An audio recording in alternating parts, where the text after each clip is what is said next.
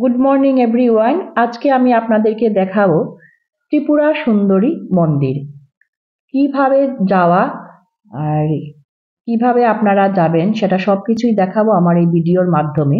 আগরতলা থেকে 55 কিলোমিটার এবং উদয়পুর শহর থেকে 3 কিলোমিটার দূরে অবস্থিত। তো আমরা প্রথমে একটা গাড়ি রিজার্ভ করে নিয়েছিলাম জগন্নাথ বাড়ি থেকে, সেটা 3500 নিয়েছিল। সাথে আছে আমার টিনা। তো আমরা দুজন মিলে যাচ্ছি আজকে মাতাবাড়ি দর্শন করাবো আপনাদের সবাইকে। সাথে থাকবেন আপনারা, পুরো ভিডিওটা দেখতে থাকবেন। তো আমরা বসে গেলাম এবার গাড়িতে। দাদা, আপনার নামটা কি? আমার নাম হলো মানিক ঘোষ। মানিক ঘোষ এখানকারই লোক না? হ্যাঁ, এখানকারই লোক। তো চলুন তাহলে দেখাচ্ছি আপনাদেরকে। সব এখান থেকেই আপনারা বুক করতে পারবেন না? হ্যাঁ, এখান থেকে সব। এটা হলো হাওড়া ব্রিজ। হাওড়া ব্রিজ এই যে সামনে। এটা বটতলা। বটতলা, সাউথের বটতলা, সাউথের মেইন পয়েন্ট। বটতলা মহাদেব মন্দির, এটা সবচেয়ে পুরানো মন্দির। সবচেয়ে পুরানো মন্দির না? ওইখান থেকে কি হয় মানে গাড়ি ঘোড়া? হ্যাঁ, সমস্ত এদিকে যে সাউথের মেইন জায়গা। সাউথের মেইন জায়গা না? সব ওই দিক দিয়েই যায়। ঠিক আছে। এখানটা 3টা ব্রিজ, একটা উড়াল ব্রিজ আর দুটো এই যে একটা ব্রিজ আর ওই যে আর একটা ব্রিজ, মানে ইন আর আউট সাউথের না এগুলা? কত সুন্দর আপনাদেরকে দেখাচ্ছি, একদম পরিষ্কার।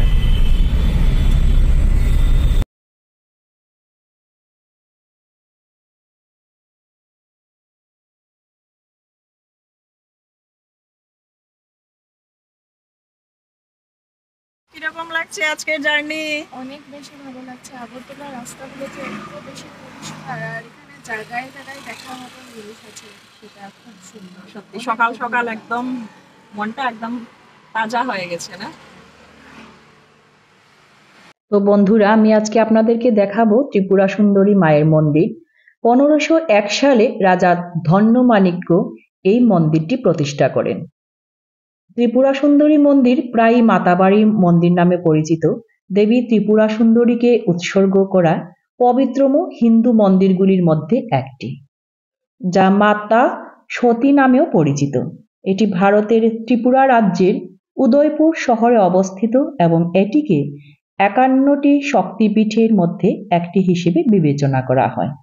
এটি হিন্দুদের জন্য অন্যতম পবিত্র তীর্থস্থান। আগরতলার রাস্তাঘাট সত্যি খুব সুন্দর, একদম খুবই পরিষ্কার পরিচ্ছন্ন। সুন্দরভাবে আমরা পৌঁছে গেলাম মন্দিরের পাশেই। মন্দিরের চত্বরে থাকা কল্যাণ সাগর দিঘিতে আমরা পৌঁছে গেলাম। এই পুকুরিতে অনেক মাছ আছে, প্রচুর পরিমাণে কচ্ছপও আছে। মন্দিরের চারিদিকে থাকা দোকানপাট, যেহেতু আমরা সকাল সকাল গিয়ে পৌঁছে গেছি, এর জন্য অনেক দোকান খালি ছিল।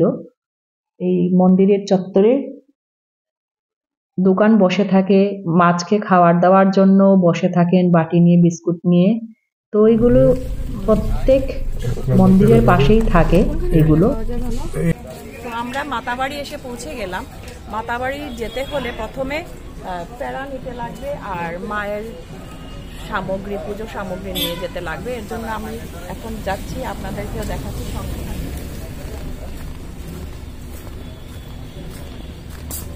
রামকৃষ্ণ প্যারা ভান্ডার।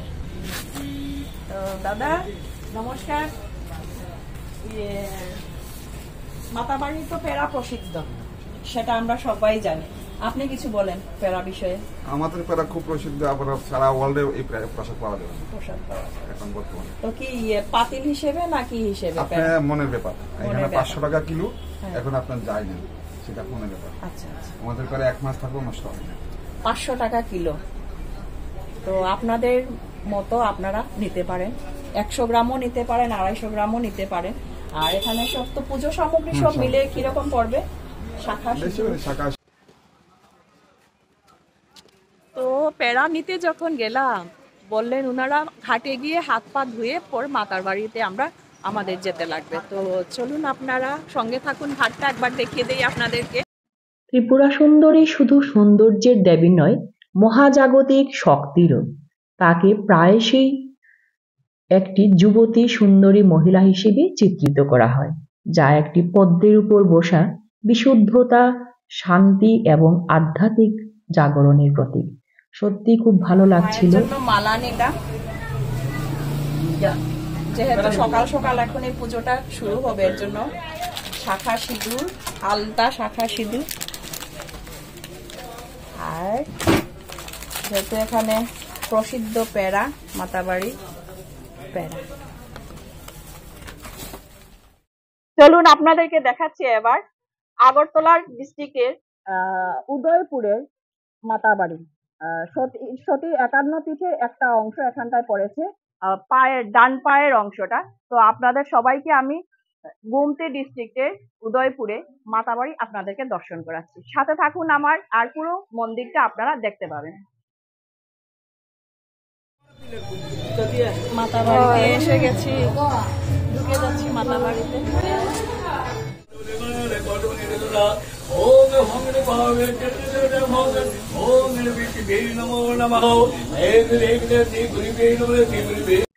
পর্যটকদের আকর্ষণের কারণ হল উদয়পুরে দেবীকে ত্রিপুরা সুন্দরী রূপে পূজা করা হয়। মন্দিরটি 75 ফিট উচ্চতা সহ গুড়ায় 24 বর্গফুট পরিমাপ করা একটি ছোট্ট ঘন ঘন স্থাপনা। মন্দিরটি একটি ছোট টিলার উপর অবস্থিত, যা কচ্ছপের কুজের মতো। অন্যান্য সাধারণ হিন্দু মন্দিরগুলির থেকে হিন্দুদের পবিত্র স্থান। কিংবদন্তি অনুসারে এই মন্দিরটি সেই স্থানটিকে চিহ্নিত করে, যেখানে দেবী সতীর ডান পা পড়েছিল যখন তার আত্মহননের পর তার দেহটি টুকরো টুকরো করা হয়েছিল। ত্রিপুরা সুন্দরী শুধু সৌন্দর্যের দেবী নয়, মহাজাগতিক শক্তিরও। সত্যি খুব ভালো লাগছিল আজকের এই পুজো দিয়ে মাকে দর্শন করে। এবারে বেরিয়ে এসেছি, আপনাদেরকে দেখাচ্ছি দর্শনার্থীদের ভিড়।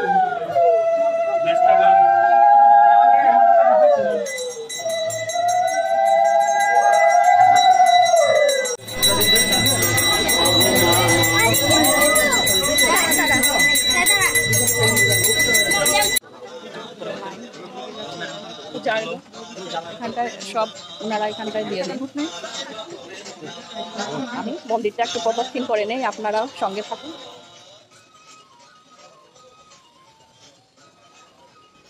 অনেক পুরনো সেই মন্দিরটা।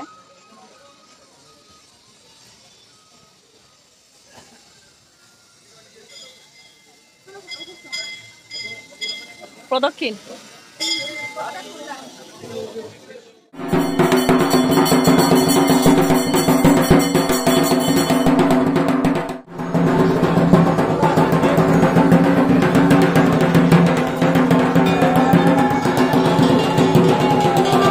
তো এবারে আমি নেমে যাচ্ছি ত্রিপুরা সুন্দরী মন্দিরের জলাশয়ে থাকা কচ্ছপগুলিকে দেখার জন্য।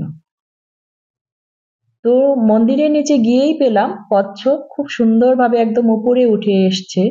সবাই মিলে বিস্কিট দিচ্ছেন খাবার হিসেবে, আমিও দিলাম, সাথে একটু প্রণামও করে নিলাম। যেহেতু কচ্ছপ হচ্ছে নারায়ণের অবতার, নারায়ণের রূপ, আমরা সবাই জানি। আর এই মন্দিরের কচ্ছপের একটা বিশেষত্ব আছে। কোনো সময় কচ্ছপ যখন শেষ নিঃশ্বাসটা ত্যাগ করবে, কোনো দিনই জলের মধ্যে কিন্তু শেষ নিঃশ্বাসটা ত্যাগ করেনি। মন্দিরের উপরে উঠে গিয়ে শেষ নিঃশ্বাস ত্যাগ করেন।